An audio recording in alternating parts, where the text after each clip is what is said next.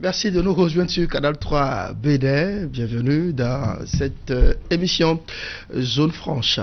Sauf décision consensuelle issue des tractations en cours en ce moment à l'Assemblée nationale, les Béninois auront à choisir entre les candidats du bloc républicain et de l'Union progressiste pour renouveler l'Assemblée nationale pour le compte donc de la 8e législature. Tiens, ces deux listes n'ont même pas fait de proposition au président de l'Assemblée nationale pour une sortie de crise. Mais pourquoi? Voilà la question fil rouge de cette émission, cet entretien avec Maître Alain Orunla. Il est membre fondateur du bloc républicain.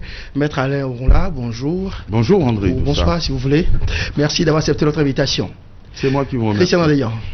Bonsoir André Dossa, Maître Alain Orunla, bonsoir. Bonsoir Christian. Vous êtes très au fait de l'actualité, et l'actualité elle est bien sûr politique. Le 28 avril prochain, eh bien, nous irons aux élections. Alors, telle que vous la vivez cette actualité-là, est-ce qu'elle est empreinte de sérénité pour nous conduire véritablement à ce 28 avril-là? Il est vrai, messieurs, que beaucoup de retardataires sont en train d'agiter le paysage afin que les élections ne se tiennent pas. Mais au bloc républicain, nous sommes très soucieux du respect de la Constitution qui oblige les pouvoirs publics à organiser ces élections, ne pas le faire dans les délais constitutionnels auxquels nous sommes attachés serait une forfaiture. Donc, nous vivons ces agitations avec une sérénité égale à la légalité et à la légitimité de la démarche qui a été la nôtre, et nous souhaitons, nous pensons que ces élections se tiendront le 28 avril et que le bloc républicain dont il est acquis qu'il a rempli toutes les formalités légales, qui s'est mis à jour, qui s'est mis en conformité avec les nouvelles lois et les dernières en principe puisqu'elles ont été votées au seuil du délai au-delà duquel on ne pouvait plus manipuler le code électoral, le bloc républicain sera présent à ces élections, quelle que soit la configuration. Quand on écoute votre première intervention dans cette émission, Maître Orunla, on observe que vous n'appréhendez pas du tout le processus électoral pourtant émaillé de difficultés que nous vivons en ce moment. Est-ce que ça vous paraît si normal qu'on aille aux élections au Bénin sans l'opposition? D'abord, je ne sais pas ce qu'est l'opposition ni qui fait l'opposition. L'opposition, c'est un parti ou un groupe de partis qui se met à jour et qui participe de manière active à l'exécution des réformes qui ont été votées de manière transparente, dans un français facile, accessible en tout cas à ceux qui ont la prétention de participer à la gestion des affaires publiques. Et ces réformes n'ont rien apporté d'aussi difficile ou rédhibitoire pour qu'on ne puisse pas se mettre en conformité, à moins qu'on ne veuille pas le faire pour des raisons sur lesquelles on pourra peut-être revenir. Pourtant, Maître, oui. On a entendu, la Sénat a d'ailleurs dû monter au créneau pour dire que même les partis que j'ai pu valider également ont quelques petites difficultés, quoique mineures, mais des difficultés quand même à se reprocher, des éléments à se reprocher. J'ai écouté le président Tiando qui a été obligé de sortir de sa réserve compte tenu de la polémique toxique inspirée par des manipulations frauduleuses et interdites quand des documents confidentiels sortent de la Sénat sans avoir été notifiés au parti par la Sénat et qu'il y a une polémique qui s'enflamme autour. C'est tout à fait normal que l'institution se manifeste et le président, en toute responsabilité, je veux parler du président de la Sénat, a donné des explications qui ne sont pas interdites, qui ne sont pas incongrues. Et tout le monde s'est emparé de cette expression d'erreur mineure. Erreur mineure, M. Tiando l'a expliqué et je l'ai bien compris, il s'agit d'approximations qui ne sont pas imputables aux candidats, qui sont imputables à l'administration. Lorsque l'administration se trompe par exemple dans la précision du lieu de naissance d'un candidat, dû par exemple au changement résultant des découpages territoriaux, c'est ce qu'on appelle une erreur imputable à l'administration, ce n'est pas le fait du candidat.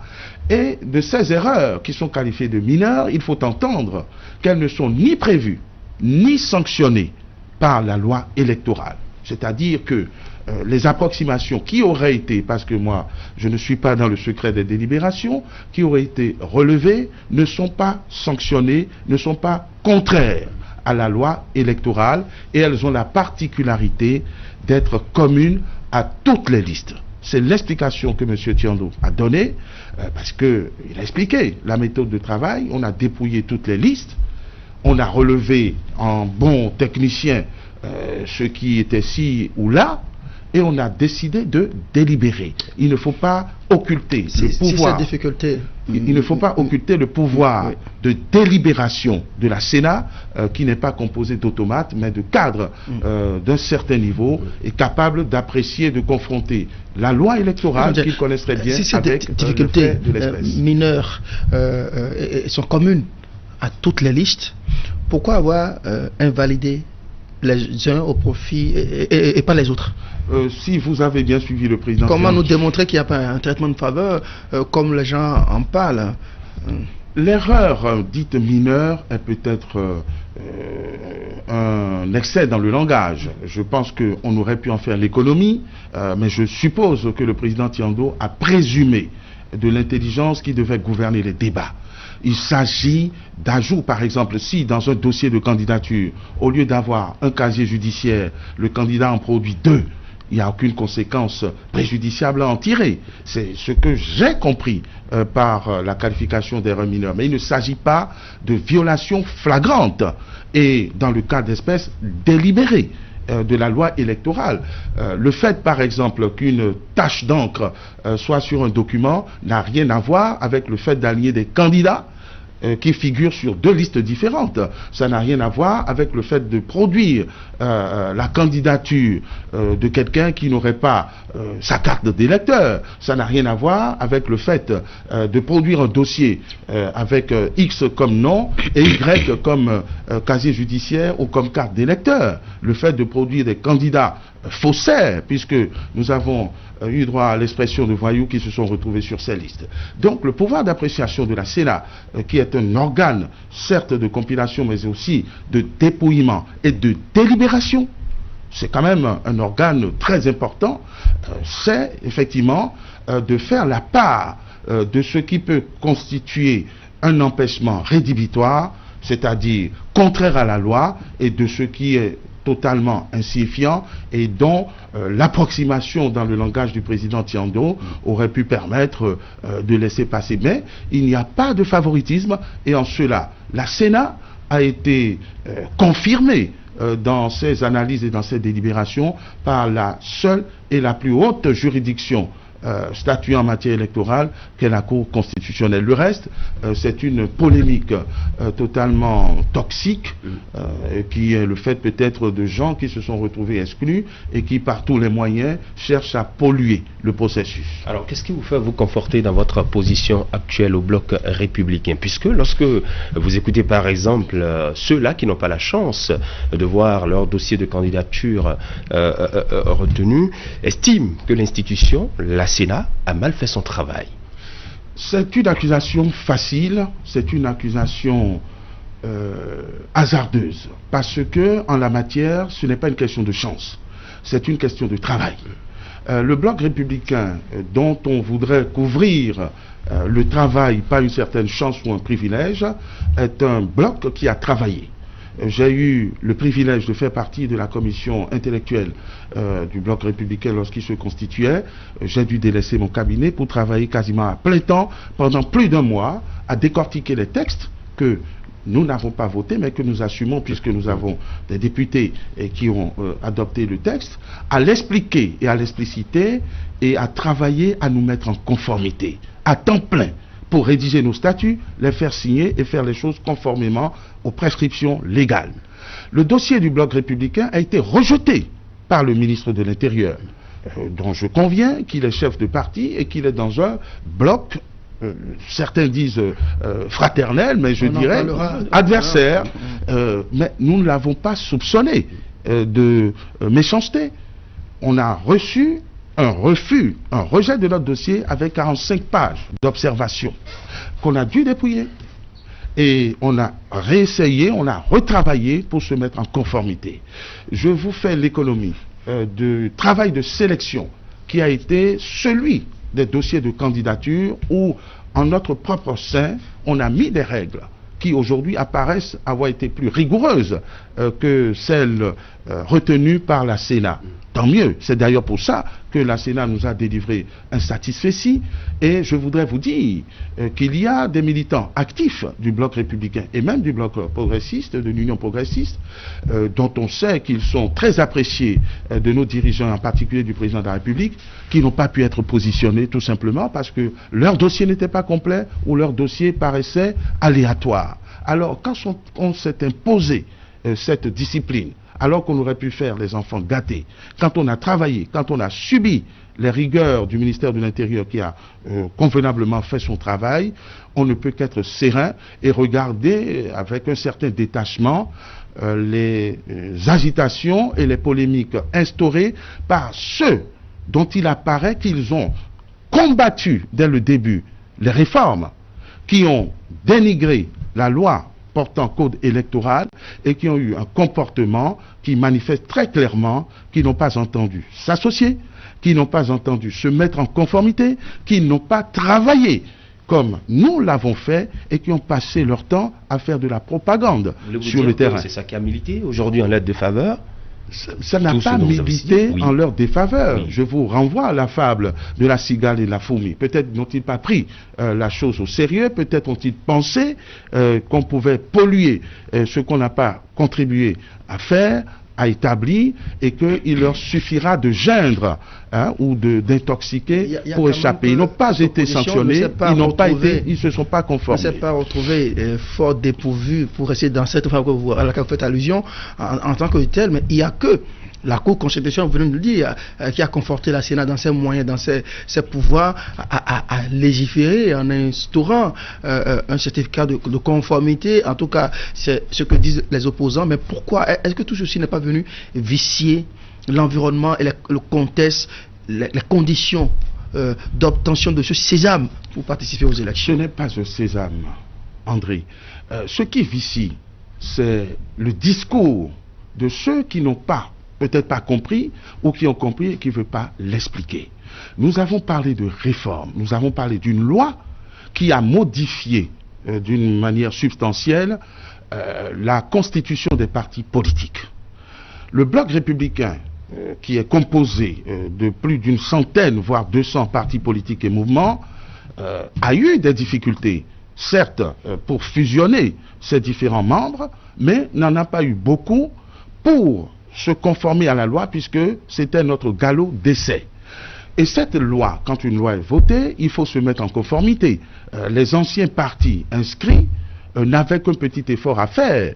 Et eux, ils pouvaient le faire d'autant plus simplement qu'ils avaient déjà une existence. Et la loi leur donne un délai pour se mettre à jour. C'est-à-dire que au lieu d'avoir 10 membres fondateurs par département, il fallait aller à 15 membres par commune. Je vous épargne ce détail qui n'est pas insurmontable.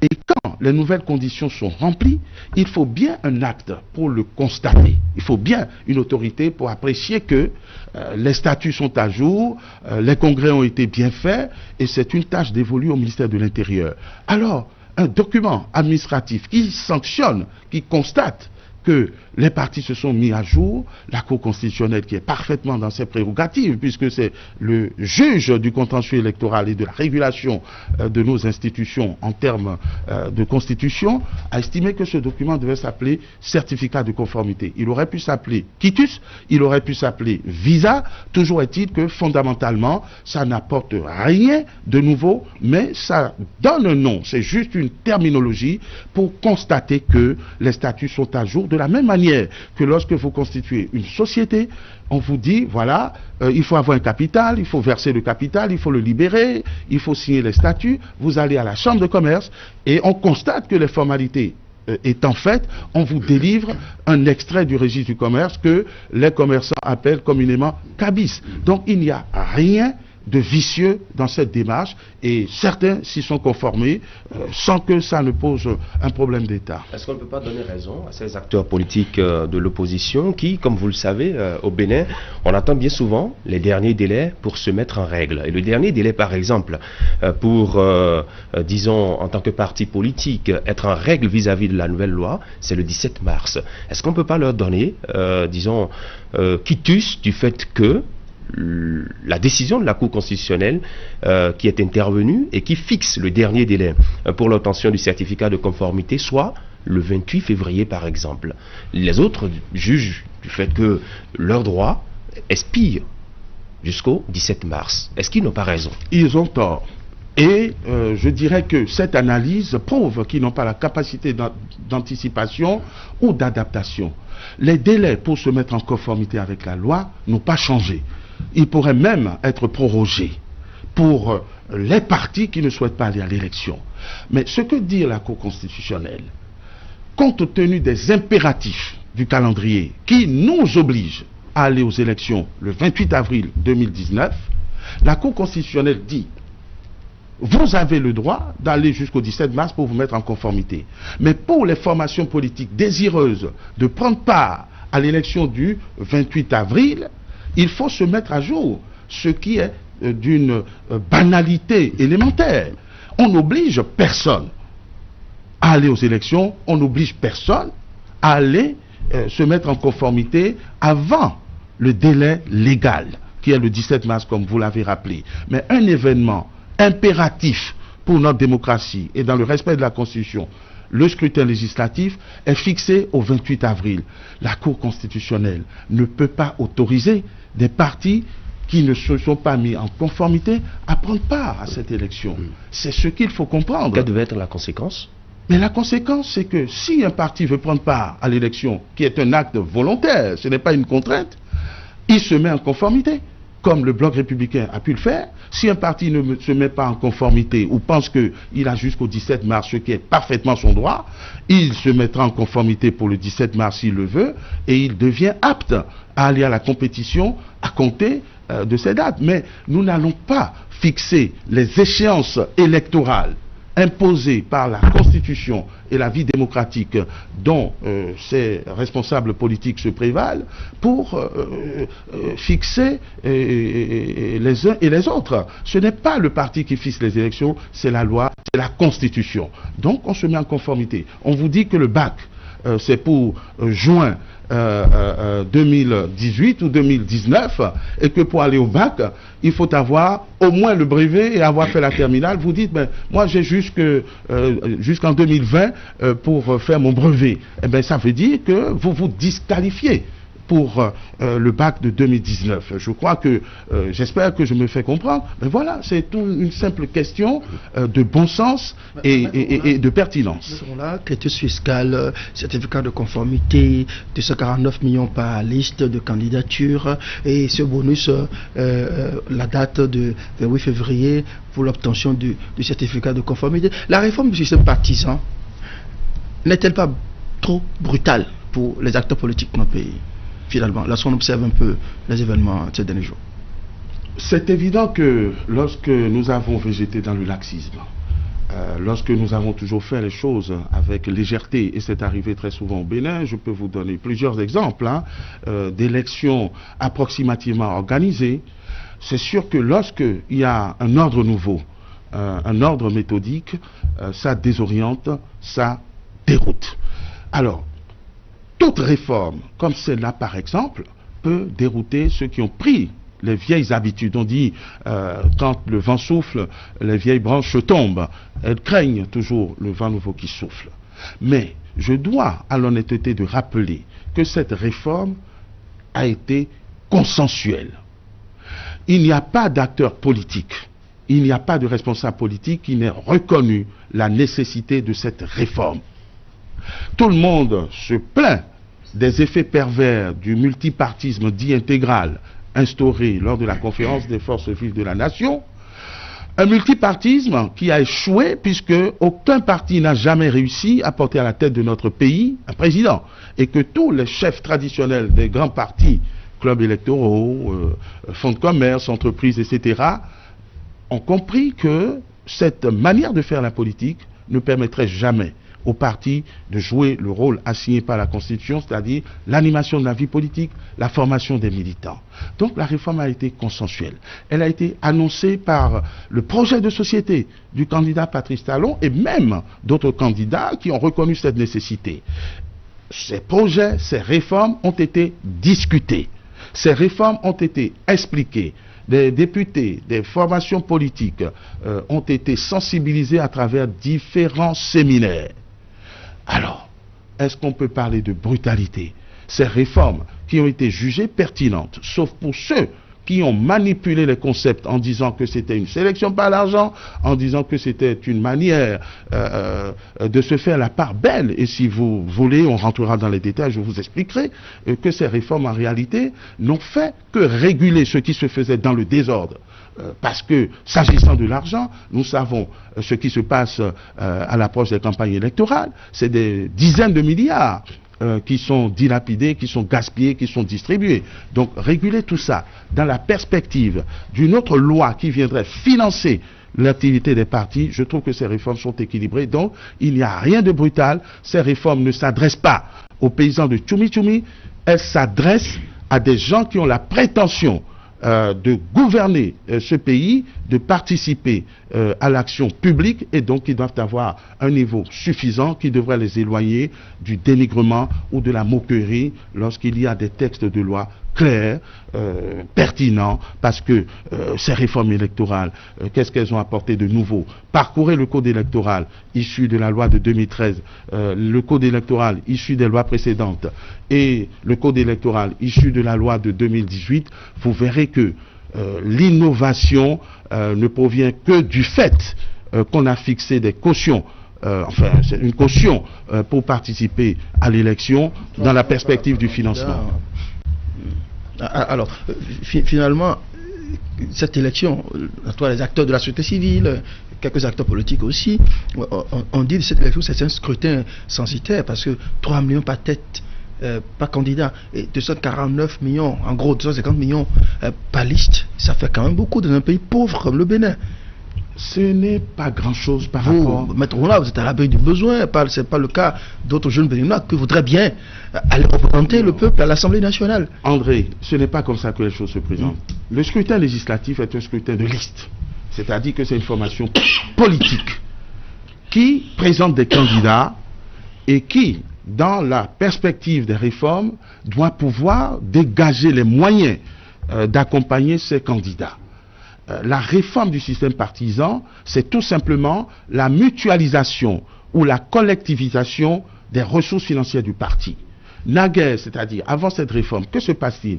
Vous avez un leader charismatique qui est aux affaires ou qui trouve un filon, qui finance le parti. C'est lui qui est obligé d'aller soutenir tous ceux qui ont perdu leurs cousins, leurs pères. C'est lui qui prend en charge quasiment tous ses militants. Vous avez un baobab avec beaucoup d'argent, généralement de provenance douteuse. Et aujourd'hui, on dit non. C'est le parti qui va avoir ses propres ressources à travers des cotisations, mais surtout à travers un financement public qui est en train de s'organiser. Dans ces conditions, même si on demandait 3 millions de francs par duo de liste, ce n'est pas excessif, ce n'est pas de l'exclusion. La loi n'est pas encore effective, la loi sur le financement public des partis politiques. C'est pour ça que je parle de perspective. Mais avant que ces perspectives arrivent, parce qu'une réforme ne peut pas voter toutes les lois en une session, il faut du temps, mais un départ est donné. Et le départ qui est donné n'est pas exagéré, puisque les 249 millions de caution pour une liste dans des conditions que vous rappelez, c'est-à-dire il y a les petites bourses, il y a les moyennes, mais ce n'est pas au-dessus de ceux qui veulent diriger le pays, ce n'est pas au-dessus de ceux qui aspirent à aller gérer les finances publiques, c'est rien par rapport à ce qu'un leader entre griffes charismatique d'un parti injecte dans le soutien de ses militants. Justement, vous êtes né il y a pratiquement 4 mois, je veux parler du bloc républicain, vous êtes, disons, sélectionné, puisque vous avez réussi à passer les mailles, les filets de la Sénat, vous êtes conformé au test, vous avez payé les 249 millions. Comment avez-vous réussi à mobiliser ce montant? Je dois vous dire que le bloc républicain est nouveau dans sa dénomination. mais c'est quand même la fusion de grandes formations, de plusieurs formations politiques, partis et mouvements, avec de qualité. Donc, les membres des différents partis qui ont fusionné pour devenir le bloc républicain ne manquent pas de ressources. Et ça ne nous a pas été très compliqué, surtout que nous soutenons ces réformes de réunir ces sommes. La question, j'imagine, vous ne la poseriez pas à l'USL, dont le président, par exemple, a dit que même si la caution était à 40 ou 50 ou 100 milliards, il la paierait. Ça ne surprend personne que... non, que l'USL, par exemple, le parti FCBE, vous ne poseriez pas la question à ces dirigeants, comment ils ont pu réunir ces montants, vous ne poseriez pas la question à... non, ils ne se sont jamais plaints de ça, ni à l'UDBN. Donc au bloc républicain, où il y a quand même de la personnalité, c'est pas du tout... Il y a le chef de l'État, vous dites non, c'est pas derrière qu'il y a le chef de l'État. Ah, d'accord. Nous sommes derrière le chef de l'État, c'est pas pareil. Et nous ne mendions pas. Nous ne mendions pas. Au moins, quand il regarde derrière, vous voit, donc... Mais écoutez, il ne m'est pas encore parvenu que le président de la République... Sa générosité a peut-être... le président de la République, dont la générosité serait discrète, il l'a dit au cours de la campagne, en tout cas, nous sommes un certain nombre de militants et de cadres au bloc républicain qui avons compris, sans qu'on nous l'explique, qu'il faut mettre la main à la poche et quand on veut diriger, ce n'est pas du tout un obstacle. Recentrer ce débat, Maître Ronla. Pourquoi pensez-vous que nous ne sommes pas dans l'impasse? Mais nous ne sommes pas dans l'impasse parce que la majorité sait qu'on n'est pas dans l'impasse. Nous avons quand même une série d'événements qui prouvent que nous sommes totalement dans l'impasse. Vous ne pouvez pas empêcher les gens de s'exprimer. C'est ça la démocratie, c'est la liberté d'expression. Et la parole de quelqu'un qui se lève pour dire il n'y aura pas d'élection sans opposition n'est pas au-dessus de la mienne, n'est pas au-dessus du bloc républicain. Nous estimons que nous n'avons pas en démocratie à subir la dictature de la minorité. Qui est plus représentatif du peuple aujourd'hui? C'est le président de la République parce que c'est le seul à avoir été élu au suffrage universel pour un mandat de 5 ans. Donc c'est le seul qualifié pour dire ce que pense le peuple ou ce que le peuple devrait penser. Le président de la République, il n'est pas l'Assemblée nationale. L'Assemblée nationale, c'est l'Assemblée nationale, la représentation du peuple. J'y viens. À travers l'Assemblée nationale que le peuple se... J'y viens. Oui. Mais l'Assemblée, c'est 83 députés. Ne me parlez pas de cette Assemblée, elle est sortante. Elle est boudée. Celui qui a la légitimité la plus fraîche, c'est le président de la République. Elle est sortante, elle est boudée, elle est surtout dominée par une majorité du BNP qui a voté la plupart des lois, y compris les lois électorales, qui aujourd'hui nous conduisent dans la situation. Nous allons choisir notre raisonnement. Vous étiez en train de contester la hiérarchie que je mettais dans la légitimité en disant que c'est l'Assemblée qui a cette légitimité. Donc si cette Assemblée a voté les lois portant code électoral, et je pense que c'est un vote intelligent, ça voudrait dire que ces lois s'imposent tout au moins aux politiques. Et j'étais en train de vous expliquer que ce n'est pas le peuple qui boude. Le peuple n'est pas dans les querelles politiciennes ou partisanes. Le peuple attend de manger, attend d'être soigné, d'être logé, d'être instruit. Et ça, je crois que l'action du gouvernement est en train de se faire de manière et en profondeur, et ça n'a rien à voir avec ces débats sur la manière d'aller à l'Assemblée. Parce que je crois que ce qui intéresse nos politiciens, c'est d'être à l'Assemblée. Ce n'est pas forcément le développement, c'est de combattre le président Patrice Talon, c'est d'agiter le plus de gens. Mais si nous revenons à la raison calmement, il n'y a pas un peuple majoritaire qui boude ces lois électorales dont je rappelle qu'elles ont été consensuellement votées, qu'à une écrasante majorité, parce que je sais effectivement qu'il y avait une minorité qui a empêché par exemple les révisions successives de la Constitution, mais cette minorité a été vaincue dans l'adoption de ce code électoral. Et les formations politiques constituent... C'est une revanche. C'est une revanche de la majorité sur la minorité. Ce n'est pas une revanche, c'est la démocratie, c'est la majorité qui l'emporte. On n'a pas fait mieux jusqu'à présent. Et aujourd'hui, nous sommes en train d'assister à un phénomène inverse, c'est que c'est la minorité qui est en train de forcer la majorité, de conduire la majorité à l'impasse. Et c'est ça qui n'est pas objectif.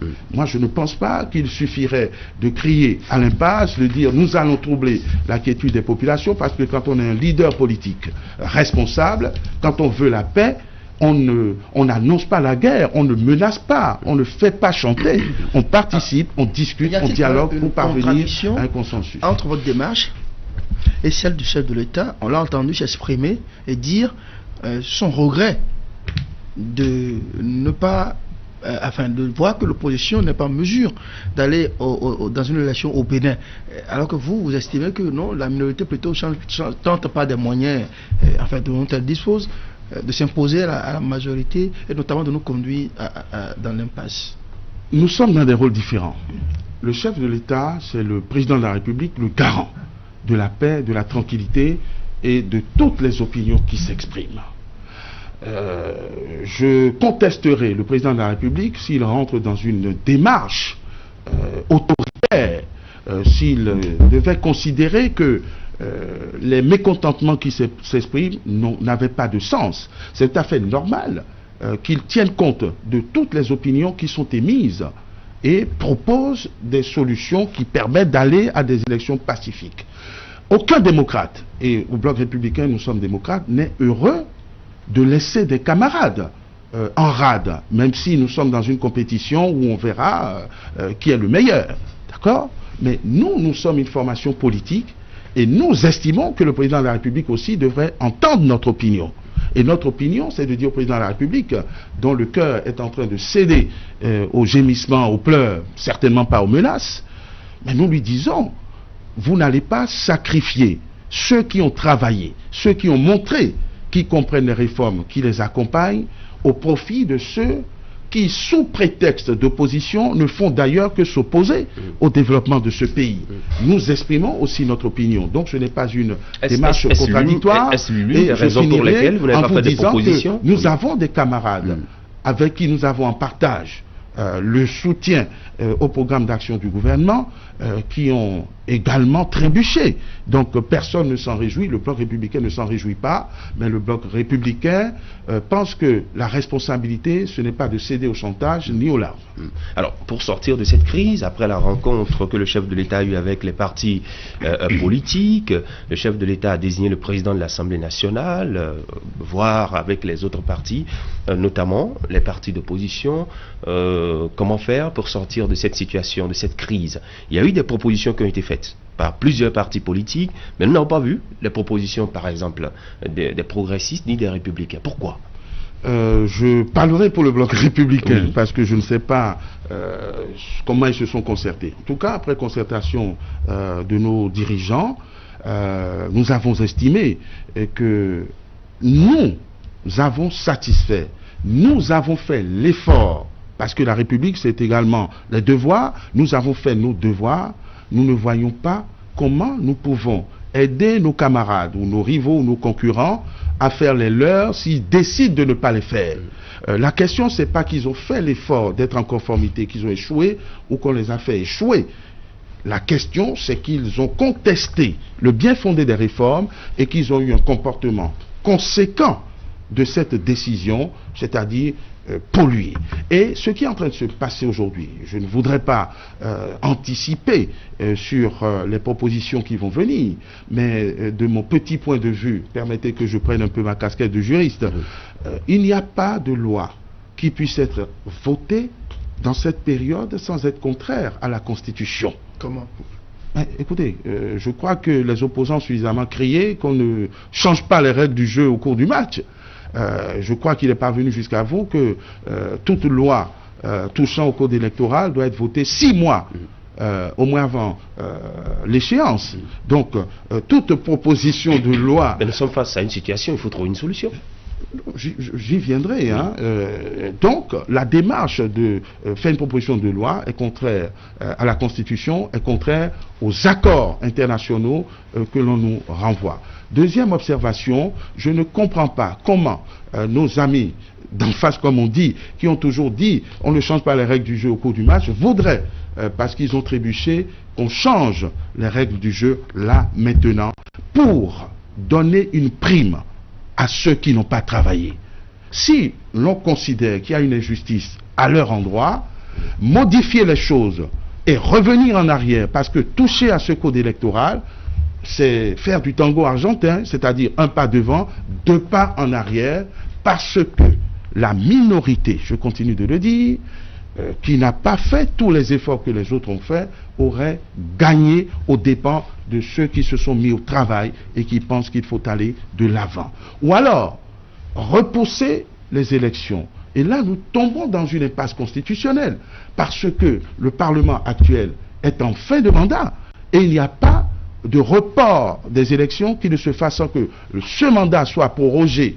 Et la Cour constitutionnelle a déjà eu à se prononcer 2 fois, au moins sur la question, pour dire que ce ne serait pas conforme à la Constitution.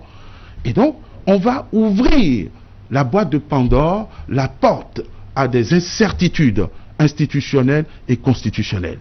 Moi, je dis que, quelle que soit la sensibilité qu'inspire la démarche d'ailleurs plus ou moins maladroite, parce que quand on est en tort, on ne menace pas, c'est l'arme du faible.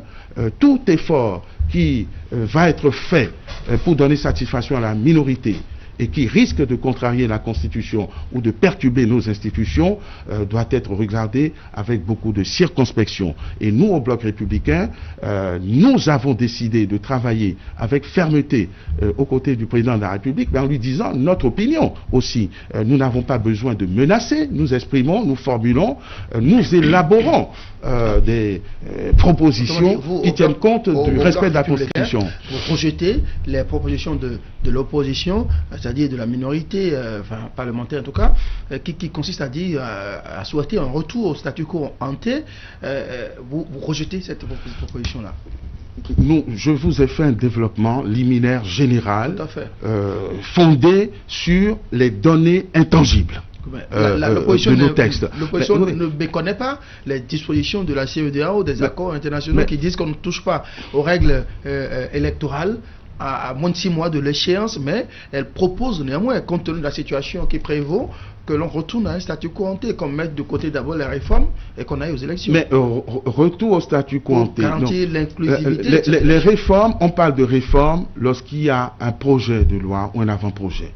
Aujourd'hui, la loi est actée. Je dis, nous avons déjà une loi. Et remettre en cause cette loi suppose l'adoption d'une autre loi qui abroge ce qu'on vient de faire. Alors, est-ce qu'on va ruiner les efforts qui ont été faits pendant 2 ans, tout simplement pour donner satisfaction à une opinion qui s'exprime de manière bruyante parce que pas soutenue par des arguments constitutionnels ou institutionnels? Je ne vois pas l'intérêt d'avoir fait tout ça pour ça. Donc, il n'y a pas de raison de revenir au statu quo ante. D'ailleurs, le président de la République, dans son adresse, l'a bien précisé. Il a demandé qu'on réfléchisse à des mesures dans le respect de la Constitution, des lois d'aujourd'hui et de demain. Donc ça veut dire que le président de la République invite à une démarche légale et constitutionnelle. Et si nos amis sont sensibles aux accords internationaux qu'ils revendiquent de manière récurrente, ils devraient comprendre que la mesure n'est pas au Parlement. Donc nous ne voulons mettre personne en difficulté, mais nous ne souhaitons pas que la République du Bénin non plus soit ébranlée tout simplement pour donner satisfaction à une minorité. C'est-à-dire donc que vous n'aurez pas de concessions à faire au Bloc républicain pour aider vos amis d'en face? Mais nous sommes déjà pleins de concessions. Nous souhaitons que le maximum participe. Alors, si vous étiez donné de faire des propositions pour une sortie de crise, qu'est-ce que vous feriez? Qu'est-ce que vous diriez? Écoutez, ce que je dirais n'engage que moi, Christian. Je dirais que si changer la donne aujourd'hui compromettrait la République, un républicain ne peut partager cette opinion. Que ceux qui n'ont pas eu la chance de passer cette fois-ci, parce que ce n'est pas les dernières élections, il y a les élections communales dans 1 an, qu'ils se mettent à jour, et nous on est prêts à leur donner de l'expertise, n'est-ce pas, leur expliquer le contenu des lois pour qu'ils puissent se mettre à jour et participer aux compétitions à venir. Parce que toute autre solution nous mettrait dans une impasse dangereuse. Je crois que c'est une question plus de responsabilité, d'anticipation, de prévoyance, qu'une question émotionnelle. Personne n'est exclu, sauf ceux qui n'ont pas manifesté le désir ardent d'aller à la compétition, et ce qu'on n'a pas pu obtenir par le travail, je ne pense pas que ce soit par le chantage ou par les larmes qu'on devrait l'obtenir. Obtenir un consensus des acteurs pour assouplir les conditions de participation afin de garantir l'inclusivité de cette élection du 28 avril prochain, entre cette option et celle, par exemple, d'envisager une révision de la Constitution et éviter le vide juridique, laquelle de ces options vous paraît plus pertinente ou plus dangereuse? Moi, je pense que la branche de l'alternative qui consisterait à toucher à la Constitution est plus dangereuse et plus aléatoire, quelles que soient les bonnes intentions. On ne révise pas une Constitution pour régler un problème ponctuel. On révise une Constitution en y réfléchissant, j'ai eu l'occasion de me prononcer là-dessus, même pour déplacer une virgule dans la Constitution, il faut que ça soit mûri, ça soit élaboré, ça soit discuté. Or, ce qu'on voudrait faire aujourd'hui, c'est résoudre un problème ponctuel. C'est résoudre un problème épidermique. Parce qu'en réalité, nous n'avons pas d'impasse juridique. Il y a des gens qui sont conformés et des gens qui ne veulent pas se conformer. Et il n'y a que l'opposition n'est pas en mesure d'aller aux élections. Mais quand vous dites opposition, il y a le PRD, par exemple, qui n'est pas un parti d'opposition et qui, malheureusement, a succombé, pour l'instant, aux règles élaborées. Non pas que ces règles étaient au-dessus des forces du PRD, mais parce qu'il y a eu des incidents, des événements malencontreux. Vous dites pour l'instant, alors que la Cour constitutionnelle a rendu une décision, il n'y a plus de possibilité. Je dis pour l'instant, puisque c'est vous qui m'invitez dans une sortie de crise, donc je ne suis pas péremptoire. Je souhaite qu'une solution soit trouvée, mais celle qui s'envisage et celle qui tourne dans mon petit cerveau, quand même très éprouvée, me font craindre des manipulations de la Constitution que je ne souhaite pas qu'on nous impose, tout simplement. Parce que, une fois qu'on aura ouvert cette boîte de Pandore, toute personne ou tout groupe de personnes qui ne feraient pas ses devoirs rappellerait ce précédent dangereux. Voilà le sens de mon intervention et de mes interrogations. Le consensus ou la solution de sortie de crise, ça peut être par exemple de réussir à convaincre les dirigeants politiques qui parlent sans le démontrer d'exclusion de ceux-ci, de comprendre que nous sommes dans une république et que l'intérêt supérieur de la nation, l'intérêt du peuple qu'ils prétendent défendre est au-dessus de leurs ambitions personnelles qui consisteraient à vouloir aller siéger à l'Assemblée parce qu'ils estiment que compte tenu de l'impopularité supposée du gouvernement qui travaille, tout gouvernement qui travaille et qui bouscule forcément crée une impopularité que l'on relaie, que l'on entretient, pense que cela pourrait leur permettre d'avoir des représentants, de prendre la majorité et de combattre Patrice Talon. Faut dire les choses telles qu'elles sont. Et nous, on est dans une autre logique. Qu'on veuille combattre Patrice Talon, c'est leur droit, même si je ne trouve pas que ce soit intelligent, mais au bloc républicain et en mon nom personnel, je pense que notre devoir impératif, c'est de voir, de lire ce qui se fait sous ce régime, de l'accompagner et de faire des propositions pour améliorer le travail, de faire des propositions pour expliquer davantage à nos compatriotes que c'est une thérapie, parce que nous venons de loin. Et mon engagement politique à moi, c'est parce que vraiment, je suis épaté par une gouvernance qui ne larmoie pas, mais qui prend nos problèmes à bras-le-corps, des problèmes qui n'ont pas été résolus depuis les indépendances, des problèmes qui ont été créés depuis les indépendances, qui ont été entretenus par les régimes successifs, qui ne manquaient pas de volonté, mais qui avaient peur de d'ébranler un peu nos habitudes. Quand je vois un régime qui prend sur lui de dire ces problèmes, je vais les régler, eh bien, nous devons accompagner ce travail.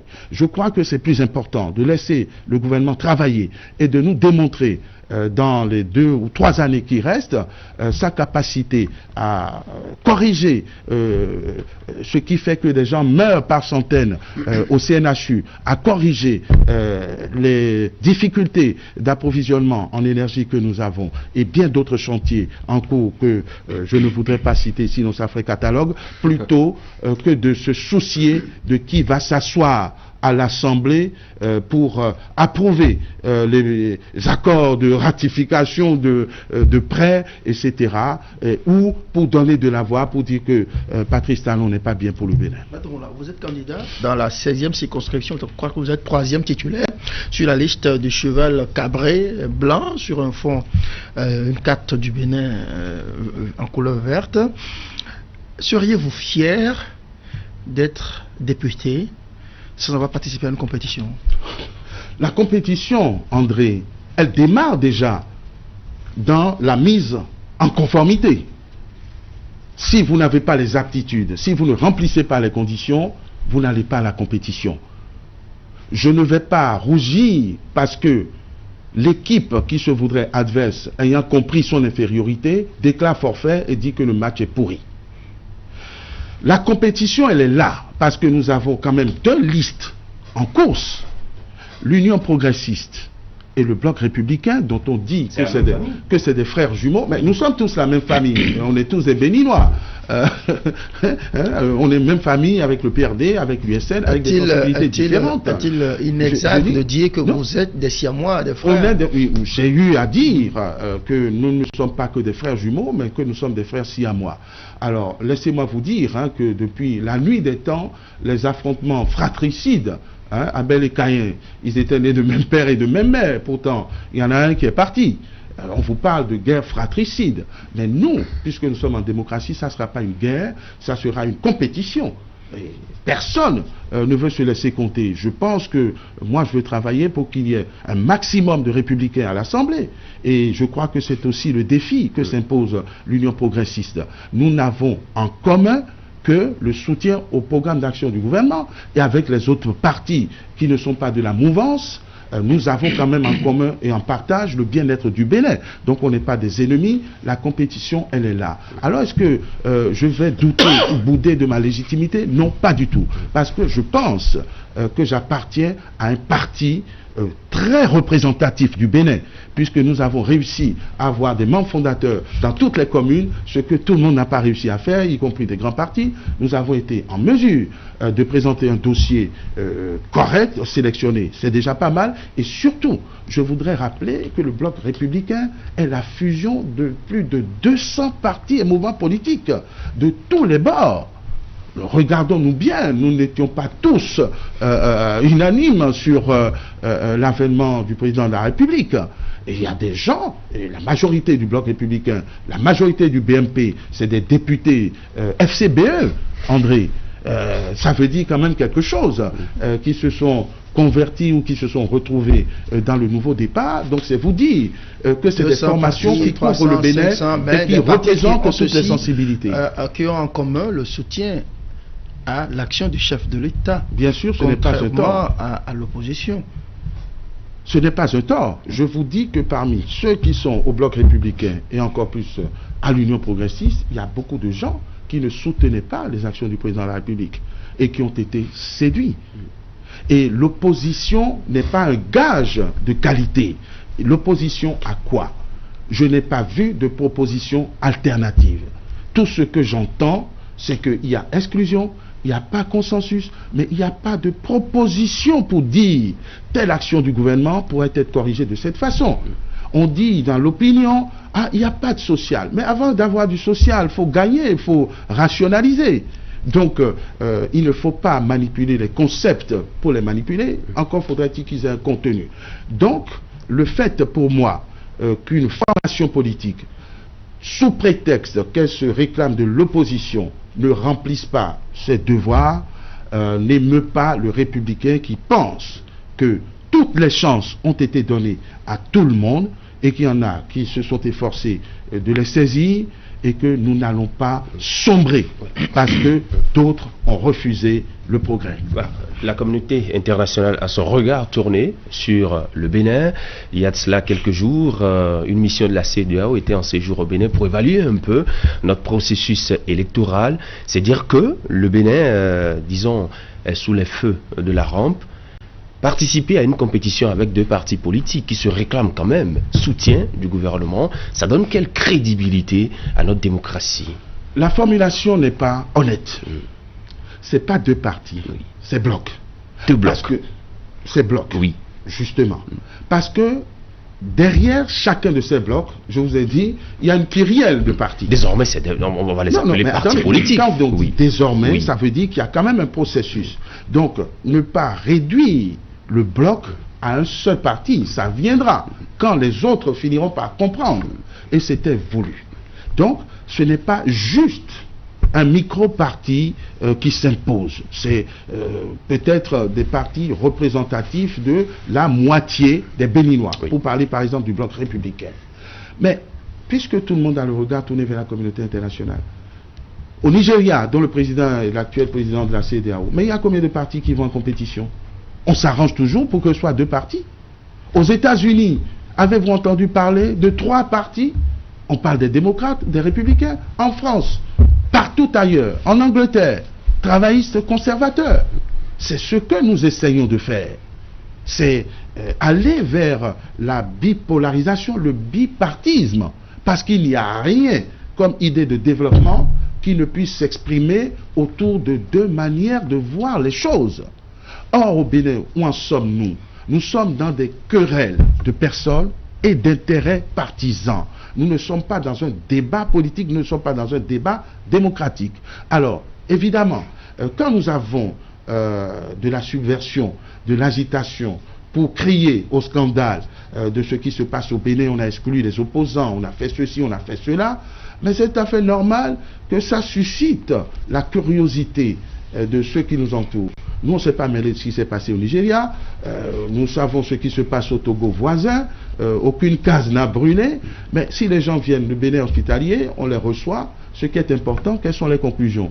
Les conclusions, c'est de constater qu'il n'y a pas péril dans la demeure, mais comme on doit partir, on ne peut pas partir sans rien dire, essayer d'organiser les choses autour de consensus, etc. Ce qui veut dire en termes diplomatiques, circuler, il n'y a rien à voir. Ceci étant, le président de la République, dont je suis sûr qu'il est soucieux des opinions de tous, se sent obligé, évidemment, d'envisager des solutions et nous, on est dans notre rôle parce que c'est ce que nous allons faire. Je vous ai dit, bien que soutenant ardemment les actions de développement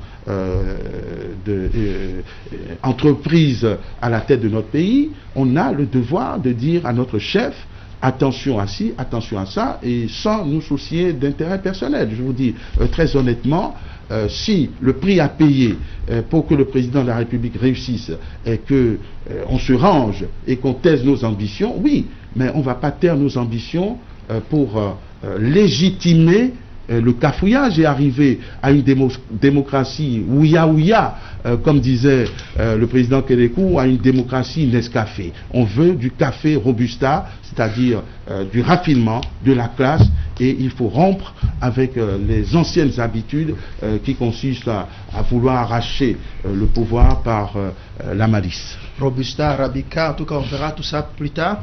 Il n'y a rien à voir, circuler, il n'y a rien à voir, dites-vous, mais il y a tout de même que demain, lundi, l'Assemblée nationale est convoquée pour se pencher sur les propositions faites par les uns et les autres en vue d'une sortie de crise. Comment vous entrevoyez cette session?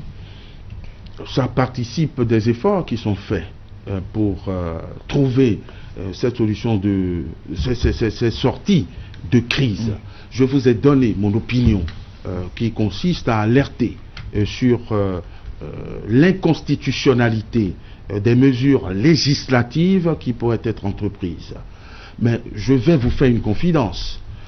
Au Parlement, il y a encore une majorité acquise au code électoral. Est-ce que vous voulez imaginer avec sérénité que cette majorité voterait en faveur d'une arme suicidaire? Est-ce qu'ils vont se faire harakiri en permettant à ceux qui n'ont pas fourni les efforts qu'ils ont fournis, de leur prendre la place. Soyons réalistes, soyons objectifs. Aujourd'hui, il y a des déçus, et je continue de dire qu'ils sont minoritaires et qui ne veulent pas prendre de responsabilités, sauf celle de polluer l'atmosphère, de vicier. Les propositions dont vous me parlez, démission de la Sénat. Mais si la Sénat démissionnait aujourd'hui, on ferait quoi? Pour quelle raison la Sénat démissionnerait? Et si elle démissionne, est-ce qu'on aura les élections? Est-ce qu'on aura les élections à bonne date? Ça veut dire que la démarche de nos amis adversaires, c'est de vicier l'atmosphère, de polluer l'ambiance, de nous entraîner dans l'impasse. Ce n'est pas des propositions sérieuses. Quand on a dit nous voulons des élections inclusives, oui, mais après, ça veut dire quoi inclusif? Ça veut dire que sans remplir les conditions, même les plus simples, tout le monde doit pouvoir aller aux élections. Ça veut dire qu'il faut qu'on retourne au parti de quartier. La Sénat, les anciens membres, les passes d'âme entre le président de la Sénat et un des commissaires, Frédéric Oumbédi en l'occurrence, ne donne-t-il pas de raison un peu à mais absolument pas. Pour en demander la démission? Pourquoi. Ce n'est pas la première fois que nous avons eu droit à des passes d'armes entre le commissaire Frédéric Oumbédi et le président de l'institution. Revenez en arrière il y a un an ou deux à propos d'un poste de trésorier, etc. En 2015. Voilà, en 2015, ça n'a alerté personne.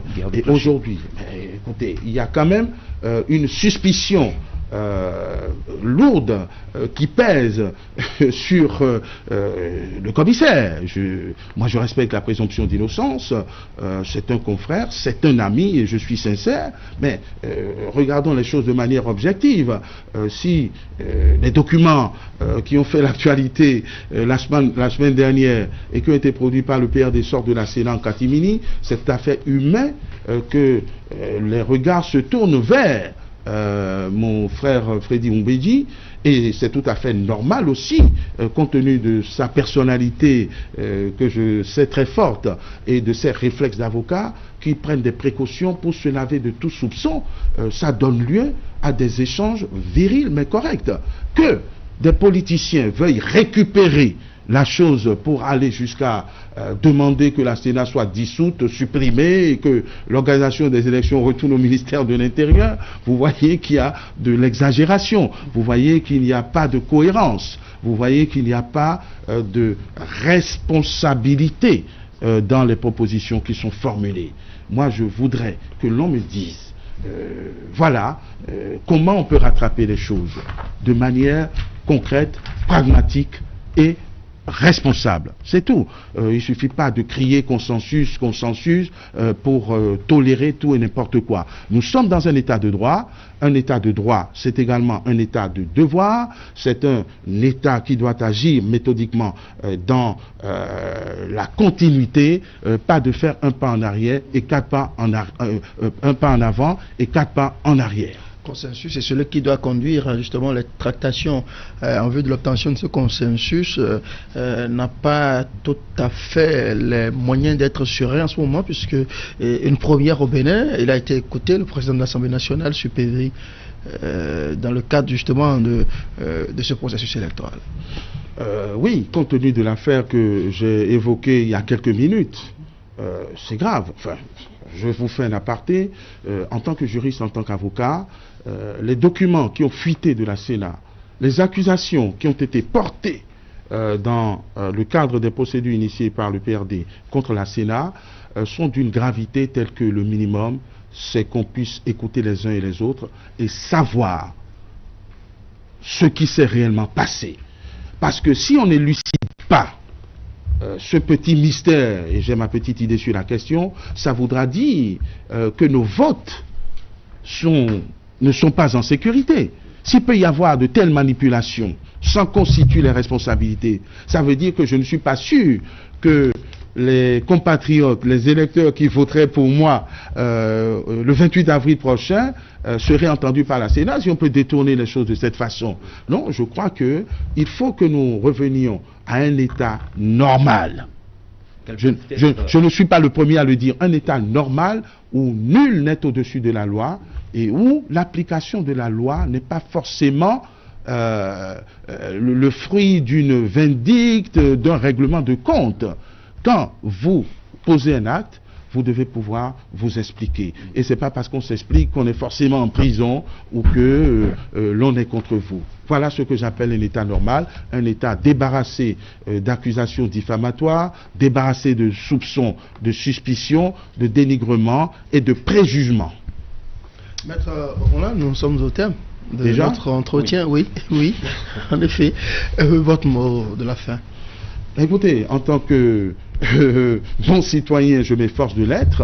Je suis très attaché à notre pays, à mon pays. Je pense que c'est le cas de beaucoup de gens. Mais l'enfer est pavé de bonnes intentions. J'invite chacun de nos compatriotes à transcender les querelles partisanes, à se dire qu'il est temps que nous sortions du trou dans lequel les pratiques, les polémiques que nous avons évoquées ci et là nous entraînent. Je souhaite à tout le monde d'aller au-delà de ses ambitions personnelles et de faire gagner le Bénin qui a peu de ressources, mais qui a les ressources humaines qu'il faudrait pour que nous allions de l'avant. Vous êtes dans le bon rôle. En tout cas, merci d'être passé sur Canal 3 Bénin. Je vous souhaite une très belle soirée. Bonne semaine aussi. Merci. Voilà. En tout cas, une semaine, on l'espère, qui va davantage nous rapprocher de l'enracinement de la paix de notre pays. Christian Adélian, merci beaucoup. André. Chers amis téléspectateurs, je vous dis merci de nous avoir suivis. On se retrouve dimanche prochain sur Zone Franche.